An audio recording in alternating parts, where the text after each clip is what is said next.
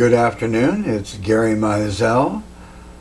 This, I believe, is our 9th presentation from this location where I use the materials here, the facilities here, as an office. I don't have a computer or a cell phone. I don't have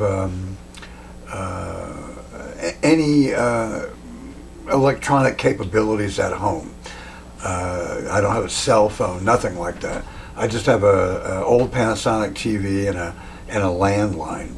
But here we have a lot of advanced electronics. So when I send emails, we have a powerful computer because the intelligence agencies attack my electronic communication. So the first time that we sent an email, it was attacked in cyberspace. So I have there are very smart people here, and they know how to maneuver, and they have very advanced electronics. And so we put together the email again, and then we sent it out again, and their attacks were unsuccessful. So we've been able to send 460 emails from this location over a period of 3 years, and I'm the one who has created the foundation of the, I guess you would say, the Biden administration, the efforts to make sure that the government is safe, to make sure that the White House is operating in a safe manner, that the president is able to deploy his office successfully. That's all riding on the 460 emails that I have sent, because I'm connected to everybody that has created the foundation of the current White House. So I'm not a Democrat or a Republican. I'm a member of the Green Party. So I voted for Dr. Jill Stein. I try not to be a political person, but so much of what gets carried forward through legislation is all handled in a political manner. So I understand these things. My entire body of work, starting in 1988, when I was living in Denver, has been stolen. It has been deployed by other people in a manner that has nothing to do with its original intent. I am a broker-dealer. I have all the securities licenses to manage a brokerage firm, which I did for 7 years. It was called Mizell Securities Corporation. It operated in Denver from July of '85 until 1992, when I was driven out of Denver and had to come to New York City. The reason that I was considered so dangerous is because I was using my securities licenses to address what I consider to be the most dangerous problem in America, which was poverty among people of color. So I was a member of the Colorado Hispanic Chamber of Commerce, the Black Chamber, the Asian Chamber, the Native American Chamber, and the Women's Chamber of Commerce, which was called the Minority and Women's Chamber Coalition, which George Herbert Bush made into one of his points of light. So I was interfacing with all these chambers of commerce every week, and we found a number of different companies that were qualified for financing. So when I wrote my first article in La Voz Hispana de Colorado called "Securities Markets Must Be Integrated," I didn't have to wonder who was reading that article. The CIA was reading that article, and they were thinking, yeah, you're never going to get away with this. And then I wrote an article in La Voz that was called "Team Capitalism." And there was an article on the same page as my article about a guy who has placed all of the radar and satellite communications at the Denver airport, and his name was E.T. LaFour. His name was E.T., and that's his real name on his birth certificate. So he was my good friend in Denver, and E.T. LaFour became E.T. And so that's how they have been able to deliver so much information about the universe to me, was from that person and that article. And then after that, I had a full-page article in Hispanic Business that was a how-to finance your business through the securities industry. So the government, meaning the CIA and the FBI and other intelligence agencies, were looking at my articles, and they were saying, there's no way you're going to get away with this. There's no way that you're going to get away with financing Black and Hispanic businesses and creating millionaires and billionaires out of those people. We need them to be poor so that they have to rely on the government for their education, and so they'll have to join the army because we have 800 military bases in 172 countries all over the world. Almost every country in the world has at least one U.S. military base, and this takes up over half of every tax dollar.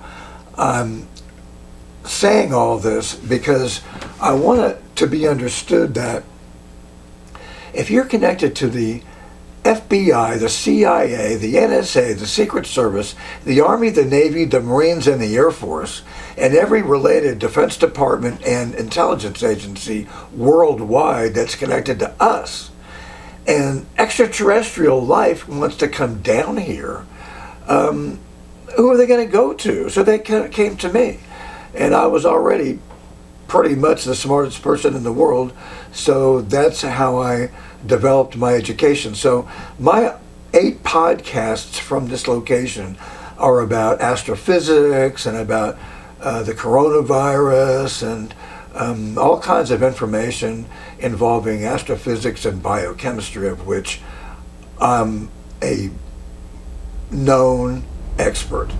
So if you did what I do on a daily basis, which is expose the intelligence agencies, make efforts to empower people of color through the securities industry. If you're me doing what I do, knowing what I know, and putting it out there on a daily basis, you're not going to live for a day. In this country, anybody, the last 2 people that did what I do are both dead. But they can't kill me because I'm the smartest person in the world, and I'm the foremost expert in astrophysics and biochemistry. So they allow me to do this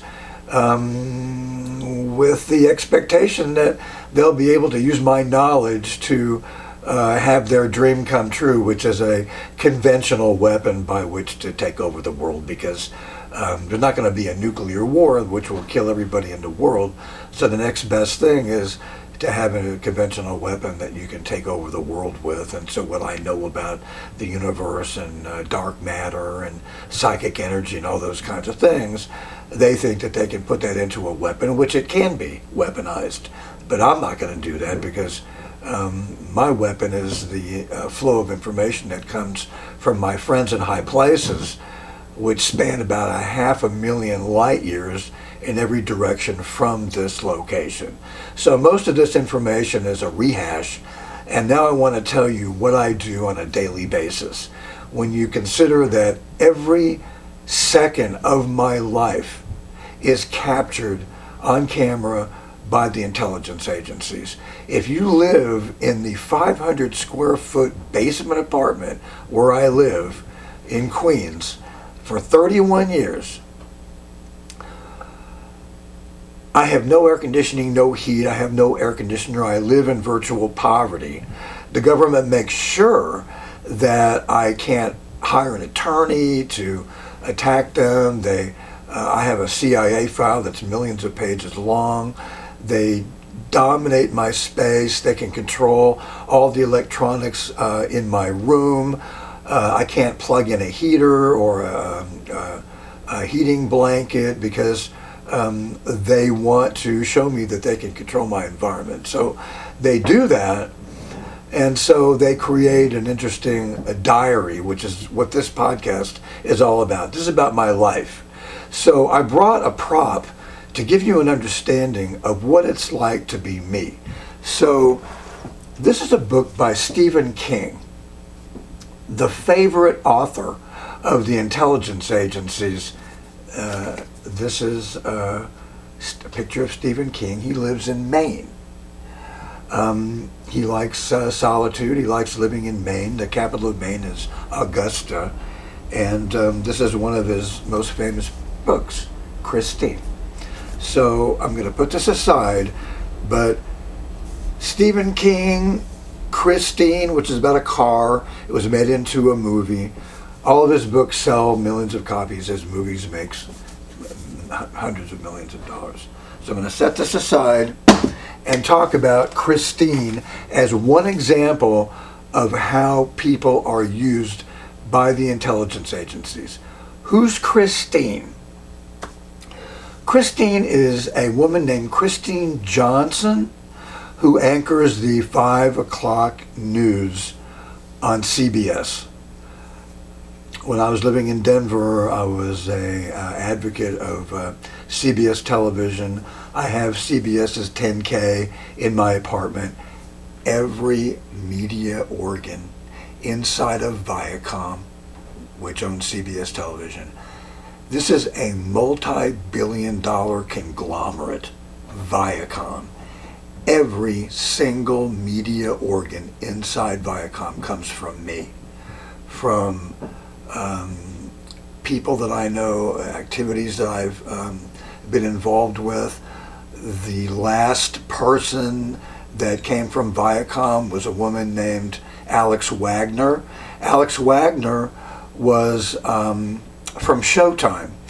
I have 21 episodes of a TV show that I produced when I came to New York in 1992.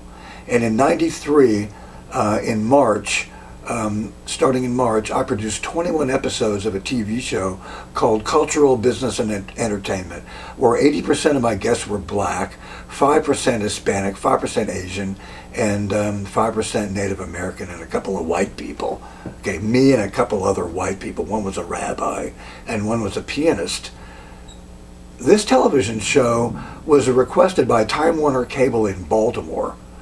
And it played all over the state of Maryland on the Time Warner system. And the purpose of that was to bring Mike Bloomberg here from Baltimore. He was the foremost media mogul, and he was worth $5 billion. They used my TV show to bring him here from Baltimore. His alma mater, Johns Hopkins University, collects blood samples from me.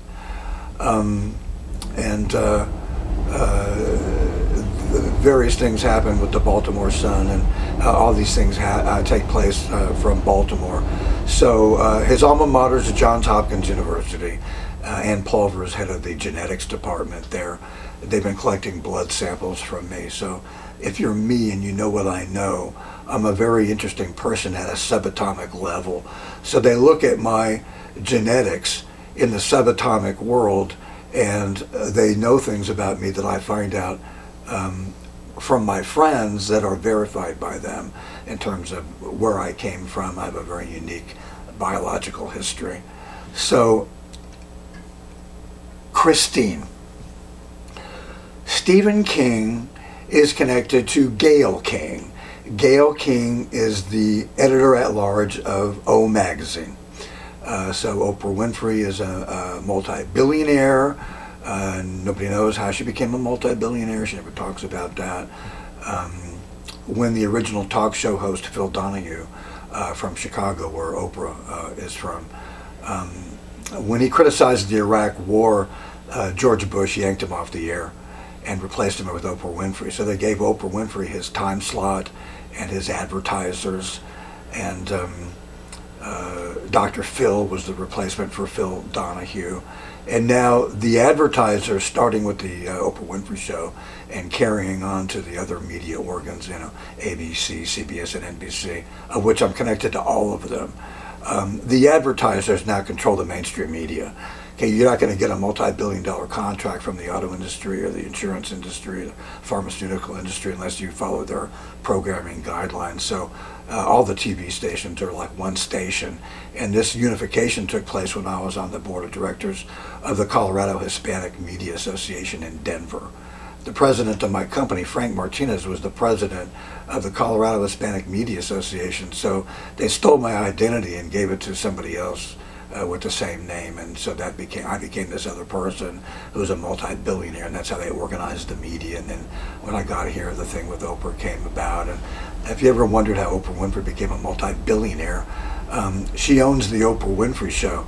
So there's no such thing as owning your own show, because ABC gave up billions of dollars to let her own her own show, but ABC was willing to do that in order to get all the CIA programming. So ABC is really like the leader of the mainstream media, because they're, you know, the primary CIA mainstream television station.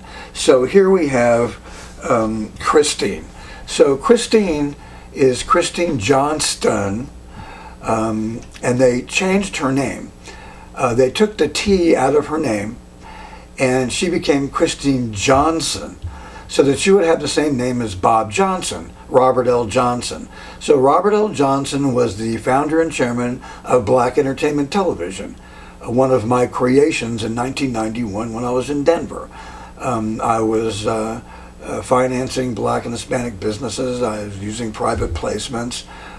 We were looking at television as a potential venue, and they wanted to teach me a lesson. The cable industry wanted to teach me a lesson. So they offered me a job as a cable rep in Washington, D.C., so I could leave, you know, make $1 million or $2 million a year, and then I could be some big shot in Washington, have all these women chasing me around, and, you know, date daughters of heads of state and all that kind of thing. But I was already, you know, a millionaire, and I was driving a Porsche, and I had a Mercedes, and I had a $500,000 condo in downtown Denver. So I didn't, that wasn't appealing to me, to be a wealthy rep for the cable industry. So to teach me a lesson, the job that they offered me was, you know, being the primary rep for the cable industry. So that person was Bob Johnson. Robert L. Johnson was the primary rep for the cable industry. So then to teach me a lesson for turning down that job, they took Bob Johnson and then created Black Entertainment Television out of him. And then his first cousin was Dorothy Porter, and she was head of the Civil Rights Commission. So back in 1989, we did a symposium and a conference called the 25th anniversary of the passage of the Civil Rights Act of 1964 from civil rights to economic rights. So you can't do something like that where you're threatening to empower blacks and Hispanics, you know, in cultural ways. And the guest speaker was Judge James Del Rio, who founded the first black mortgage company. He's a friend of mine. He was serving on the Detroit Circuit Court for 25 years. Christine becomes Christine Johnson, who was Christine Johnston. So they changed her name to Johnson, so she'd be connected to Bob Johnson of BET. Then they connected Stephen King to Gayle King, who's Oprah Winfrey's editor-at-large. So then when you have all these billions of dollars that Oprah has, and then you have your own magazine, and then Gayle King is your editor-at-large, the CIA can make Gayle King the most powerful king in the world. He's bigger than any king, you know, of any monarchy on earth. So because of Oprah's power, Gayle King becomes Stephen King and every other king, like Peter King, who's had Homeland Security, and my artist that did all my oil paintings, Anki King. She's every king in the world. So she's Stephen King. So Stephen King lives in Maine. So what does Maine become? Okay, now in Queens we have the Flushing Mall in Flushing. So Flushing is where Fran Drescher, her show, The Nanny, takes place in Flushing. So she's the blushing girl from Flushing. And in Flushing you have the Flushing Mall, where they have Asian restaurants representing literally every Asian country in the world. So I have relationships with all these countries, going all the way back to when I was living in Denver, and my girlfriend was a girl named Cindy Yan. I had a Chinese girlfriend, and we were on the cover of the Asian Chamber newsletter, and we did a film festival, the Asian Film Festival, where we had a movie called Iron Maze that was given to me by Ed Pressman. So I'm doing all these events, these major events, and they're just too big because of my political power. And so they chop me down and chop me down, steal my money, steal my identity, give my projects to other people, and talk about me like I'm stupid and mentally ill and poor and unemployed. And they just run me down all the time. So Stephen King from Maine becomes Main Street in Flushing.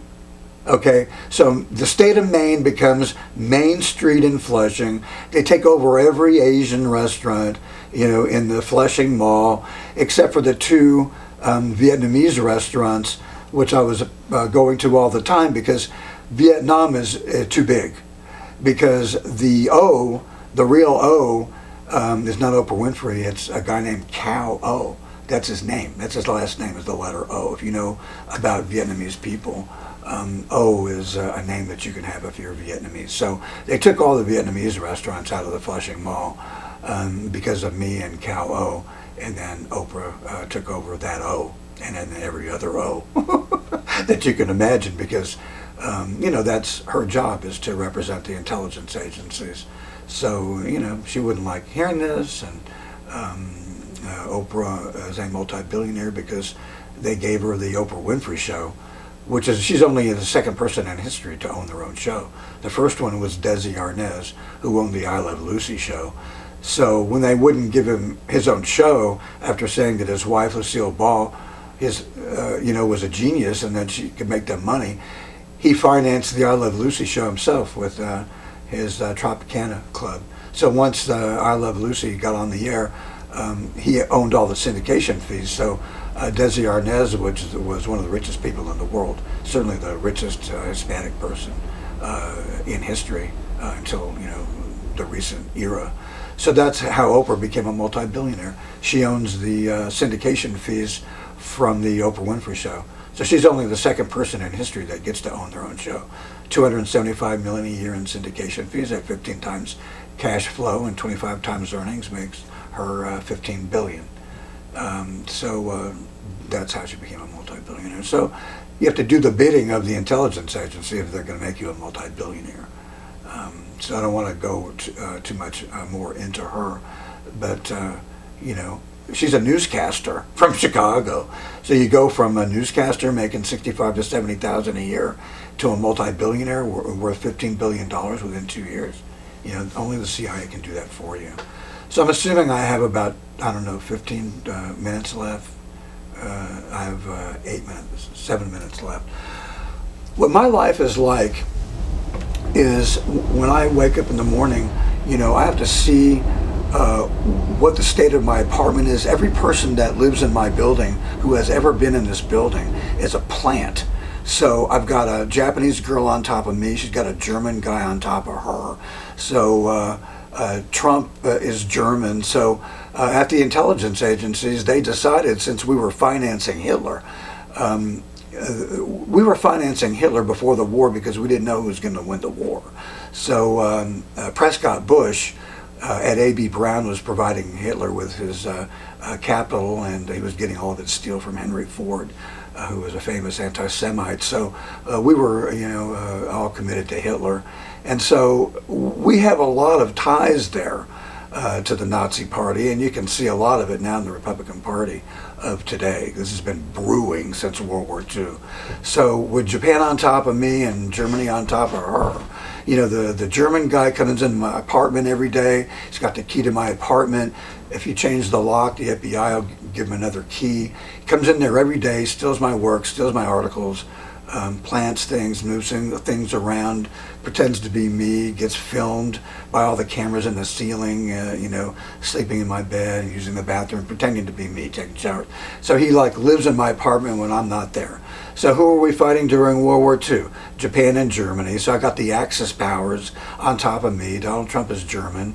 His real name is Drumpf, G-R-U-M-P-F, and his father, Fred Drumpf, and it was German. So what's happening right now in the United States is there's an attempt, a very legitimate attempt, to turn American democracy into fascism. Because here in America, women and minorities have proven to be far too successful with American democracy. And all the white supremacists are outraged, and they have to, put an end to this. So they're trying to put an end to American democracy and put the country back into the hands of the white supremacists and the people that, want to dominate. So their plan is to give World War II to Nazi Germany and carry that through since World War II. We have 800 military bases, and half those bases aren't necessarily loyal to the United States. Who knows who these generals are? I can tell you this, though. Donald Trump had a lot of generals in his administration. You might wonder who these guys are. Mattis, McMaster, Flynn. These guys serve on the boards of directors of the arms manufacturers. They make decisions as to, where the country's going to go to war. So we're at war now. Internally, America is way too powerful for anybody to take over from the outside. America is going through a internal takeover attempt, and I'm the primary person who's going to prevent this from happening, and I can prevent it from happening because of my friends in high places, which I bring down here, and we power this up. So I don't know what the collateral damage is going to be, but every person in my building is connected to the intelligence agencies. I've been there for 31 years. They pass the key along to the person on the second floor, and whoever is on the second floor comes into my apartment every single day and screws around and steals my body of work, and it's delivered to other people. And I've got 3 more minutes, so you have to realize every place I go, I'm under surveillance with a telescope that's mounted on a satellite. When I walk under a bridge, they turn the lights on under the bridge, and at night they turn the lights off in the daytime. I walk around the city, and being under telescopic surveillance, they make things happen, in neighborhoods. You walk down a neighborhood at night, every home you walk by, the lights go off one by one. My neighborhood, which is a cul-de-sac, has this telescope on there. Every single person in my neighborhood is under surveillance. They go to in their kitchen and write out a shopping list. Then they go to the store. Then they come back with all their stuff. When they throw their things in the trash, it becomes a CIA program. Everything that they buy, everything that they throw in the trash. The Department of Sanitation stands for Disk Operating System. So they connect it to your computers, to movies, items at the grocery store become feature films. The whole country is under surveillance, and they deploy all this surveillance with the names of the people, and people have names, and the names are like names of cities, and they connect the names of cities after the names of, like, there's Elizabeth Street in Capitol Hill, in Denver is Elizabeth Warren and Elizabeth Meyer. Every street with a name that has a name of a person is connected to the person, the street, and then they just go to the street, go to the person. Everybody's under surveillance, and all this surveillance becomes programs, and all the programs are operated by the intelligence agencies. And so now, finally, President Biden has, I've hung in there long enough for the president to be able to see what's happening. And so now we have an internal investigation of the CIA. The last time we had an internal investigation of the CIA was John F. Kennedy. So if you're going to look at the CIA, you're going to die.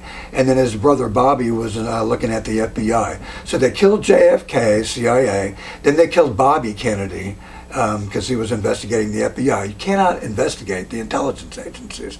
But I'm not investigating them. I'm reporting about them from my personal experience with them. I talk about it. I talk about what happens. I talk about the effect of it. I talk about its effect on galaxies and planets and moons. I know all these things, and it's all connected to the intelligence agency. So the number one thing that you need to keep in mind is this. I've got like seconds to go. So here's my point. They are addicted to me in the same way that I would be addicted to some beautiful woman who's my favorite actress. That would be like Emma Stone. So if I was ever around Emma Stone, I would like be addicted to her. If I had any kind of physical relationship, if I got out of bed with Emma Stone, my skin would be like peeling off. That's how they feel about me. They wake up every day, every minute, and it's like they're spying on me, they're deploying me. I'm their whole life there at the intelligence agencies. So that's what it is. They can't quit me because they can't go through the withdrawal of being without me. So with that thought, have a nice day. Maybe we'll meet someday and you can share my life story.